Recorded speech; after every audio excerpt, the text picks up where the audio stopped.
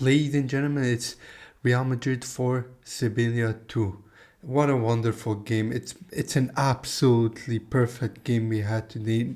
Near to perfect. And I'm going to start off with the stats, but right before I want to say that we didn't play with Vinicius Jr. today. He was suspended. Of course, he got a yellow card in the game before, but no problem.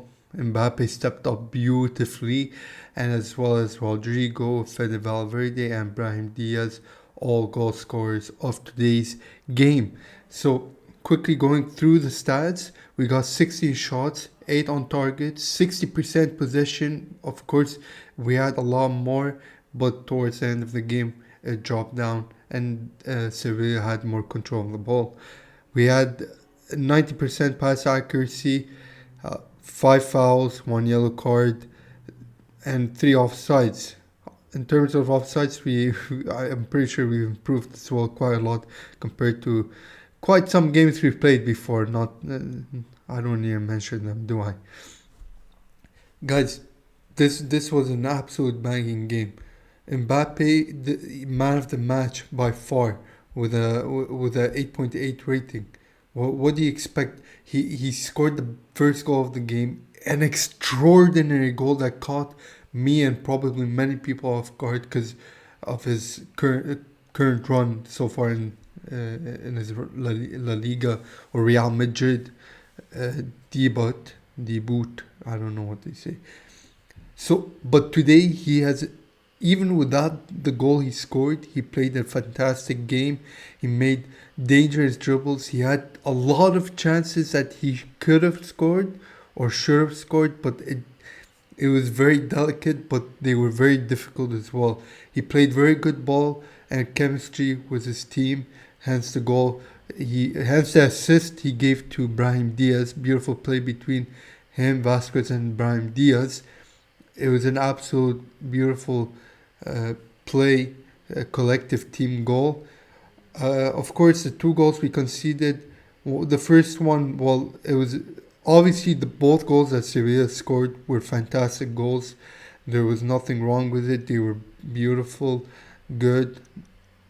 But the cross, well, Tchouaméni left defender wide open.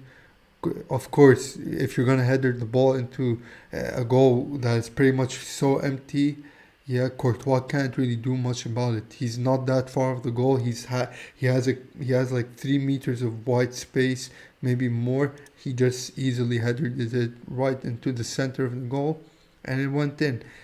Like, okay, not a problem. The second goal that they scored was a fantastic goal. Of course, long ball through our defense. Thibaut Courtois is gonna have a night to kind of forget when it comes to that goal. Should not have gone in. He covered the goal very well, but he couldn't really keep it out. He covered the post quite well, minimized the angle of which they could have scored from, but he just didn't save it, even though he really should have saved it. Otherwise, Sevilla were pretty much trying to defend most of the time. We put some good pressure. We controlled the game from start to finish. Of course, we had a lot of chances and a lot of with the 4 goals we scored. So of course, we had a fantastic game. This really does help us quite a lot. It puts us second, right behind Atletico Madrid by 1 point. I was the one thing I was really hoping to get out of this game was the goal difference, and those the 2 goals that we conceded really uh, annoyed us kind of because we really need the goal difference. Because if the title race is very much open to Atletico Madrid, to Barcelona, to Real Madrid. Even Athletic Club is only 2 points behind Barcelona, who are third. It's a very wide and open title uh, league game. So we're gonna have to literally wait until the end of the season to see who the winner is. Of course, a lot can happen from here till the end, so we're gonna have to stay on track when it comes to that. But of course, if you guys didn't already, check out my previous video on why Barcelona had to beat Atletico Madrid yesterday. I got so mad. Check the video out. I even put some shorts out there for you guys. Check those out. Otherwise, the team really did good. We had a solid high rating. Camavinga did well with an assist. Valverde with a smashing goal. Rodrigo with an assist and a goal, as well as Mbappe with an assist and goal. And Lucas Vazquez, who's probably the most surprising factor today as well, because of course we've seen his run so far this season. Everyone's been every team that we've played against have really targeted that right back position. Most of the games, most of the plays used to come from that side, targeting him because they knew that he was our weak spot. But today he played a fantastic game. We hope to see more of this Lucas Vazquez for the remainder of the season. He had some nice dribbles, some nice skills. He even managed to dribble past the defenders in a very beautiful manner multiple times. So that's the Lucas Vazquez we hope to see more of. Brahim Diaz had a great game as well. Just put a lot of pressure on defense, on their defense. Beautiful controls, left, right, and center. What do you expect from him? He's an absolute genius when it comes to his dribbling. Ceballos, Jude Bellingham obviously got subbed off pretty early because at that point we were 4-1 up. We were just going to rest them. Of course, we do have a long break ahead into our January fixtures, but still, like, we're 4-1 up. We don't really need to play them anymore. So we brought in Arda Güler and we brought in Modric and Asensio. So a bit of rotation in the team, something we of course need considering all the injuries we got. Camavinga was also a very big surprise to me because I didn't think he was going to play on the left back position, but Ancelotti probably thought it was the best thing to do considering that they had that's where most of their attacking strength comes from the Sevilla perspective, of course. Rudiger had a great average game, 6.4 rating.